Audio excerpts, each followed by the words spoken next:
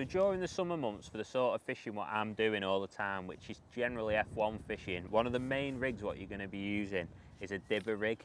Now, obviously what the dibber's all about is when you're fishing shallow in the summer and the fish are competing right up in the higher layers, it's just about having a nice little dinky float and a nice light rig that can catch the fish sort of on the drop and very shallow in the top sort of 16 inches of the water. So today we're here at Firswood and we're fishing casters shallow, and the rig that I've got is just a little number 2 dibbers, which is the perfect size I think when you're fishing with casters, and that just takes 3 number 11s down the line. I've got a little back shot on the rig and quite a longish line. Now when it's sunny like this, you tend to pay to sort of keep the rig away from the fish so it's not spooking you know, spooking the fish that are in that top layer. So sorry, I keep the pole tip away from the fish. So I've got sort of 2.5 foot of line on this rig in total, and that just means I've got a bit of a lash to keep that pole away from the fish so the fish aren't spooking. So I'm just going to keep them casters going in. So today we're fishing about 14 inches deep, and I'm just going to be fishing with a banded caster. So nice little short hook length, 2-inch hook length, little 16 Super LWG with a banded caster. So I'm just going to feed a few casters before I ship out, and hopefully there'll be one waiting for me. I've had some spells today where the fishing's been really good and we've been getting plenty of bites, and spells where you have to sort of work for them a little bit more, so we'll see what's there. Caught a right mixture of fish as well today. We've caught sort of eye, chub, F1s, carp. We've had a nice mixture. So just go in, loose feeding me casters, and just key with that. Oh, that was a little bite then. Key with that dibber rig. Once it's settled up, just keep it on the move. So once it's settled and it's in position, just lift it up, drop it down, keep that caster moving through the water, sort of fluttering through the water to try and keep the fish likely to want to snatch at it. I think when it's sat still, they might not snatch at it, so keep lifting and dropping. I think the key is just finding the right depth where the fish are feeding at.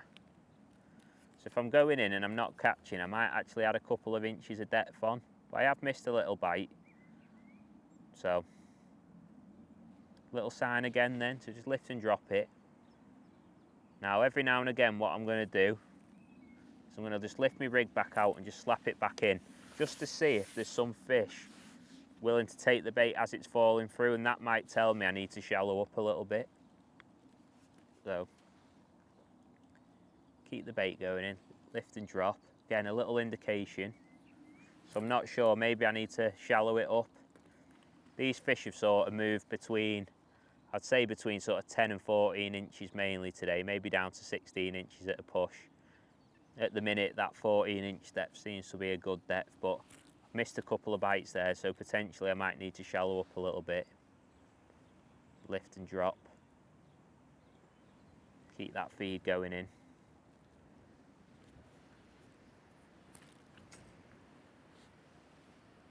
So, I've not caught one there, so this is the thing about your shallow fishing, and when you're fishing with a fixed rig, it's really important to keep the depth moving all the time. So I'm just going to try just taking a couple of inches of depth off. So I'm shallowed it up to sort of a foot deep now.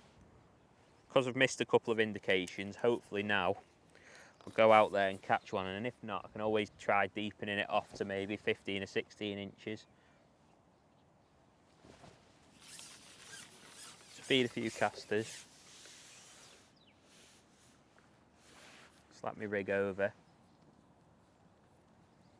Now what you'll see with that long line, I don't just let everything go slack, I try and keep it high above the pole and keep everything tight, so that hopefully, if I'm at the right, there you go, if I'm at the right depth and I get a bite, I'll just be able to lift into the fish, and you can see that fish is a decent size F1 by the looks.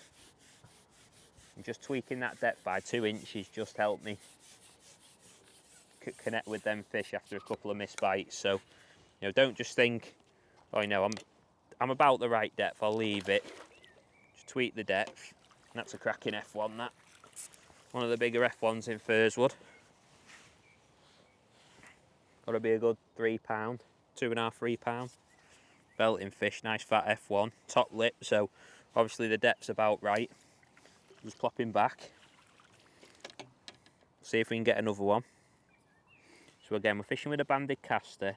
Just look for a nice sort of dark brown shade of caster. You don't want like the really dark one, but you know, a decent dark goldeny brown colour.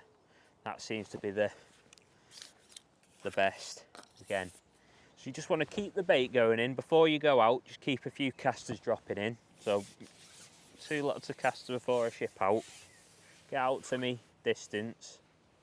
Slap the rig. See how I try and slap the rig just beyond the pole tip? That can often catch an odd wary fish that's just sat off the back edge of your bait, which especially the fish like carp and bigger F1s tend to do that. And just keep that rig on the move. See that ripple just start to pick up on the peg a little bit now, which can sometimes help get the fish to come in with a little bit more confidence. I'm just going to keep lifting and dropping, keep some feed going in.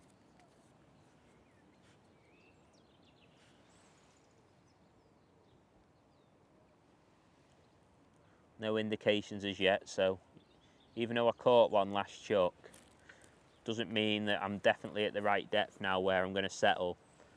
Oh, that was a missed bite then. Just flick it back in. So it might be a case still of just tweaking the depth until I'm happy that I'm at that optimum depth where the fish are feeding well and I'm catching them consistently. Keep lifting and lowering the rig. There you go. That was a good bite.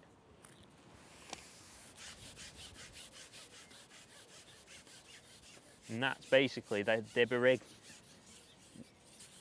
It's a rig that I probably fish more than any other through the summer months because it's got to be one of the most deadliest ways of catching big weights of F1s. So, another nice F1. A bit lively. Another nice F1 on the dibber rig. Now, if you want to know exactly how I tie this dibber rig and what components I use and what lines and hooks and stuff like that, check out rigmate.co.uk where you'll find my pro rig strips, which include the dibber rig and a few other different patterns in the range. So I think we're going to put the link and the website on the screen now.